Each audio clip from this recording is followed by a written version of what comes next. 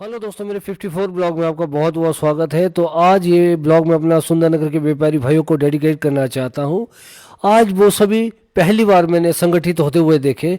कारण था कि सुंदरनगर में एक मेला हो रहा था और वे उस मेले को रोकना चाह रहे थे, क्योंकि उस मेले के कारण उनको नुकसान हो रहा था बहुत। हमारी एकता जिंदाबाद जिंदाबाद जिंदाबाद। जो हमसे टकराएगा चूर चूर हो जाएगा। जो हमसे टकराएगा चूर चूर हो जाएगा। हमारे को सोशल बंद करो बंद करो बंद करो। हमारी सोशल बंद करो बंद करो बंद करो। मेला शेला मेला शेला नहीं चलेगा। मेला शेला नहीं चलेगा। ये वो मेला है, पर ये जो शूट है ना पिछले साल का है। मैंने शूट किया था, हमारे एमएलए सोनलाल जी आए थे इधर उद्घाटन के लिए। तो मैं ना वैसे रैंडमली शूट करता हूँ। तो एक बात ना हमारे व्यापारी भाइयों को भी देखना चाहिए। ये देखो, इन्होंने झूले लगाए, हर चीज़ लगाई हो बच्चों के लिए, ताकि लोग यहाँ पे आए और अट्रैक्ट हों। और सामान भी बहुत ही सस्ता। तो हमारे व्यापारी भाइयों को भी कुछ ऐसा करना चाहिए जिसके कारण सारे व्यापारी नहीं, जितने भी लोग हैं वो सुंदरनगर में मार्केट में आए। इसके लिए कुछ ना कुछ तो चेंज करना पड़ेगा, और ये चेंज करेंगे कौन? आप सभी मिलके। ठीक है ना? कुछ तो होगा इन बंदों के पास, आप खुद देखो। क्योंकि बाहर से आए हुए, इन्होंने किराया भी देना, भाड़ा भी देना, हर चीज़ देनी है। हमारे पास तो सब कुछ है, फिर हम क्यों नहीं कर पाते वो सब जो ये यहाँ बैठ के कर रहे हैं?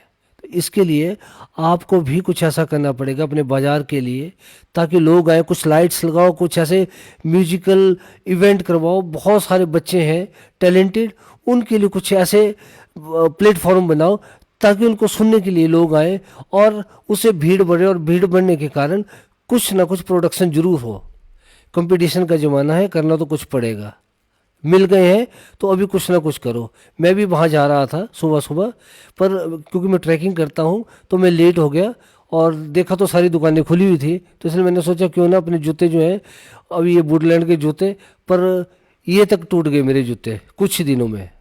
तो मैंने इनसे कंप्लेंट किया, लेकिन गलती शायद मेरी होगी, वो नहीं हो पाए जूते ठीक। तो मैं चल पड़ा। तो मेरे को ना आज कहीं जाना था, झुग्गी झोंपड़ियों में। एबीवीपी वाले बच्चों ने बुलाया था कि आप हमारा इवेंट प्लीज़ शूट करें, हमारे पास पैसे नहीं है। लेकिन वो पहुंच नहीं पाए। तो मैं आ गया घर, और घर में ना ये मेरा बेटा आरव, आज इसके और अपने बारे में आपको एक कहानी सुनाऊंगा।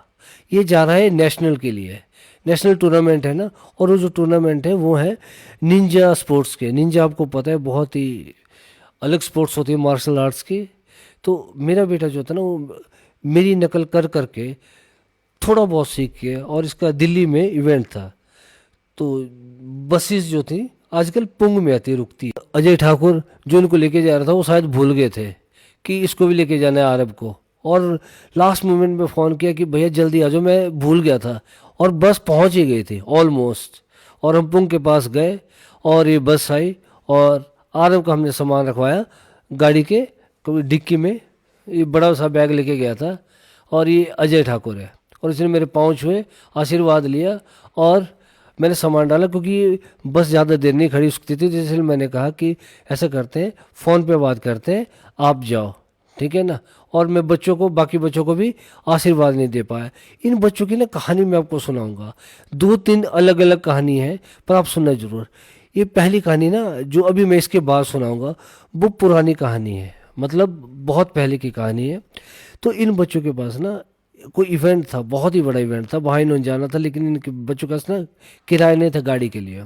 तो मैंने एक मेटाडोर करके उनको भेजा था वहाँ। और ये इतने अच्छे बच्चे हैं। और देखिए आप, रात के 3 बजे ये मेरे को थैंक्स करने के लिए आए थे मेरे घर। हालांकि इतने थक चुके थे, आप इनके शक्लें देखो। लेकिन इन बच्चों ने इधर आया, थैंक्स किया, और मेरे से आशीर्वाद लिया। इससे बड़ी और बढ़िया बात क्या हो सकती है? ये देखो बच्चों को, है ना। ये थी कहानी पहली। अब मैं आपको सुनाता हूँ अपने बारे में थोड़ा। मैं मर्चेंट नेवी में था, और मेरे को ना शौक बहुत ही था मार्शल आर्ट का। ये आरब था, ये मेरे को हमेशा बोलता था पापा आप आर्यन को गोदी में उठाते हैं, मेरे को कभी नहीं लेके जाते। तो मैं उसको ये कहता था कि मैं तेरे को पक्का बना रहा हूँ, और तेरे साथ कोई प्यार मोहब्बत नहीं होगा, और कभी डर नहीं होगा। तो ये देखो, भूत के सामने भी कैसा हंस रहा है। और ये धूमल जी हैं, और धूमल जी के सामने भी ओलंपिक है, तो उधर भी फाइट करने लग गया। ये मैं मर्चेंट नेवी में। मेरे को ना सील कमांडो, मतलब वो मैंने प्रैक्टिस सीखा हुआ है। तो इसीलिए मैं कभी ना कभी प्रैक्टिस करते रहता हूँ।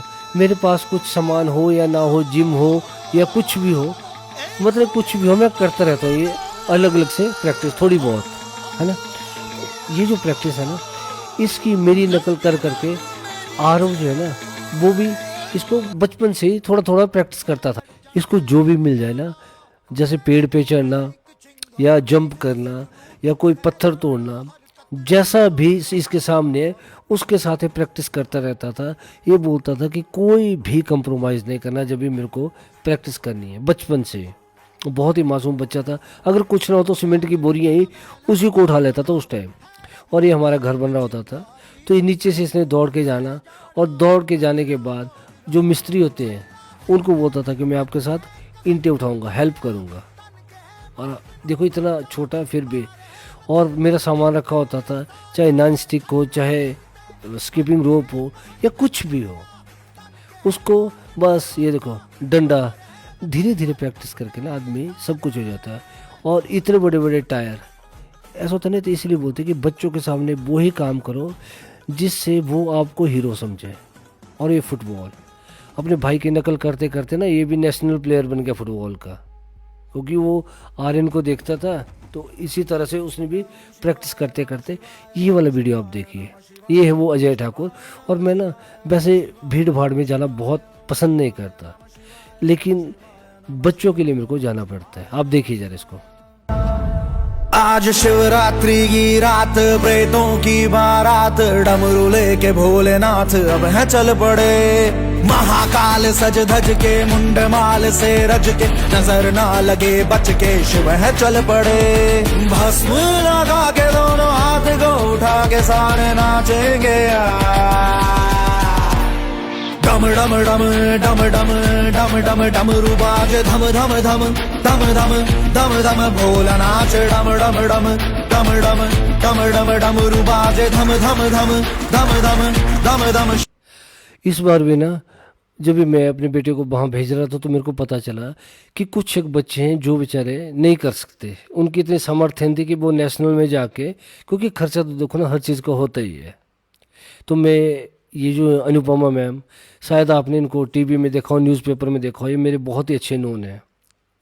तो मैं बात कर रहा था, क्योंकि मैं उनको पैसे दे रहा था ना अजय को इस चीज़ के बच्चों के लिए, तो इन्होंने भी देखा, और देखने के बाद इन्होंने भी बच्चों की हेल्प की, मेरे को बहुत ही अच्छा लगा। आप देखिए।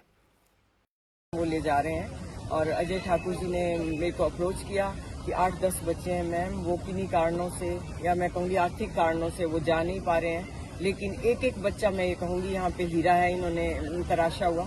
लेकिन मुझे इतना दुख हुआ, मैंने कहा सिर्फ अगर आर्थिक कारणों के कारण ही नहीं जा पा रहे हैं तो ये हमारे लिए बड़ा ही दुर्भाग्यपूर्ण होगा।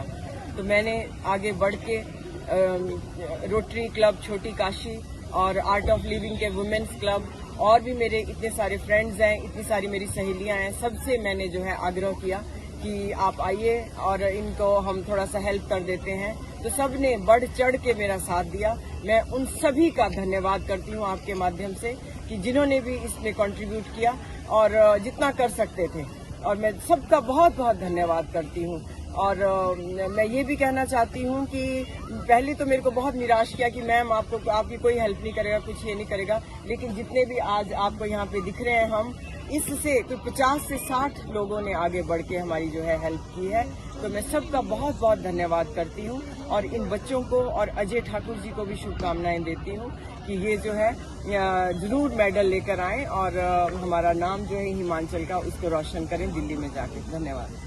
और मैं उन बच्चों से आग्रह करना चाहती हूँ और उनमें एक जागरूकता भी लाना चाहती हूँ कि स्काई इज द लिमिट। अगर आप राह अच्छी चुनते हैं, राह सही चुनते हैं, तो आपको गाइड करने वाले भी मिलेंगे, हम जैसे संसाधन जोड़ने वाले भी मिल जाएंगे, लेकिन choose well in your life, तो आपकी जो है एक अच्छा आप जीवन आपका भी रहेगा, और राष्ट्र के लिए भी आप जो है अच्छा योगदान कर पाएंगे। लेकिन अगर आपने गलत राह चुन ली तो फिर अंधेरा ही अंधेरा है उसके आगे।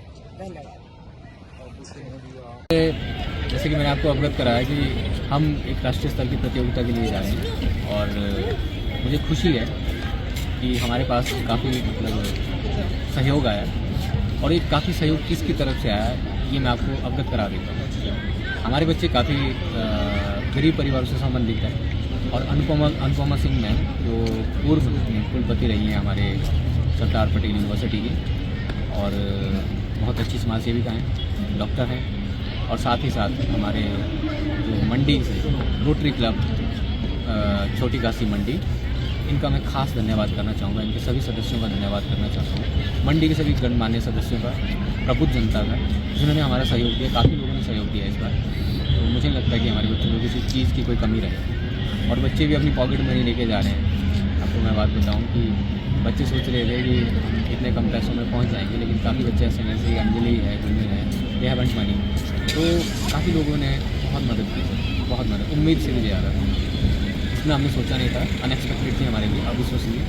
तो एक बार फिर से मैं धन्यवाद करूँगा अनुपमा मैम का, अमन सूद सर का जो कुल्लू से हैं, और मंडी के जो रोटरी क्लब है अपना छोटी काशी मंडी, और साथ में हमारे प्रबुद्ध जनता गणमान्य सदस्य, और बाकी सभी न्यूज़ चैनल का, जिन्होंने हमारी इस न्यूज़ को कवर किया और बच्चों का हौसला बढ़ाया। जय श्री राम, हर हर महादेव। मेरे आज के ब्लॉग बनाने का सिर्फ एक ही मकसद था कि अगर मिलके कुछ भी करो ना, कुछ भी सोचो, वो चीज़ पॉसिबल हो ही जाती है।